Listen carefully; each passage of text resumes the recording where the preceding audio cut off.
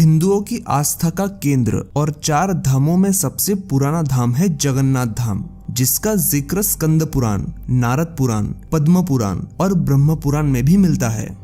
ओडिशा के पुरी शहर का जगन्नाथ मंदिर भगवान श्री कृष्ण का दुनिया का सबसे बड़ा मंदिर है। यह भगवान श्री कृष्ण अपने बड़े भाई बलराम और बहन सुभद्रा के साथ विराजते हैं। यह हर साल आषाढ़ के खास महीने में दुनिया भर से लाखों श्रद्धालु उमड़ते हैं। कहते हैं कि इस मंदिर को 12वीं सदी में कलिंग के राजा अनंत वर्मन चोल गंगदेव ने बनवाना शुरू किया और फिर ओडिशा के शासक अनंग भीमदेव के शासनकाल में इसे मौजूदा आकार मिला और एक ऐसे मंदिर का निर्माण हुआ जिसकी बनावट आज भी हर किसी को हैरान कर देती है। अब बात करते हैं मंदिर के उन चमत्कारों की जिनका जवाब विज्ञान के पास भी नहीं है। जगन्नाथ मंदिर के गुंबद पर लगे इस झंडे को देखिए। दिखने और लहराने में भले ही ये एक सामान्य झंडा लग रहा हो, लेकिन ऐसा नहीं है। ये दुनिया का पहला ऐसा झंडा है जो हवा की उल्टी दिशा में लहराता है। ऐसा क्यों होता है, ये जानने की कोशिश आज तक कई वैज्ञानिकों ने की, लेकिन इसका जवाब किसी को नहीं मिला। ये झंडा इतना भव्य है कि ये इस शहर के किसी भी कोने से देखा जा सकता है। आमतौर पर हर मंदिर के गुंबद पर पक्षी तो दिखते ही है, लेकिन आपको ये जानकर हैरानी होगी कि इस गुंबद के ऊपर या आसपास कोई भी पक्षी उड़ता दिखाई नहीं देगा और सैकड़ों सालों से आज तक इस गुंबद पर कभी किसी को कोई पक्षी बैठा भी नहीं दिखाई दिया।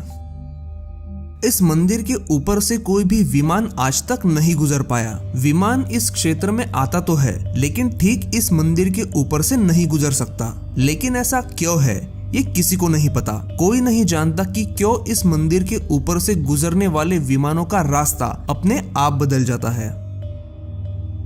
ये मंदिर करीब 4 लाख वर्ग फुट क्षेत्र में फैला है और इसकी ऊंचाई 214 फुट है। मंदिर के पास खड़े रहकर इसका गुंबद देख पाना असंभव है और इस मंदिर की छाया दिन के किसी भी समय किसी भी दिशा में दिखाई नहीं देती। इस मंदिर के गुंबद पर लगा सुदर्शन चक्र अष्टधातु से बना है और शहर के किसी भी हिस्से से आप इस सुदर्शन चक्र को देख सकते हैं। मंदिर का यह महा चमत्कार हैरान कर देने वाला है। यहाँ रोजाना लाखों लोगों का खाना बनाया जाता है।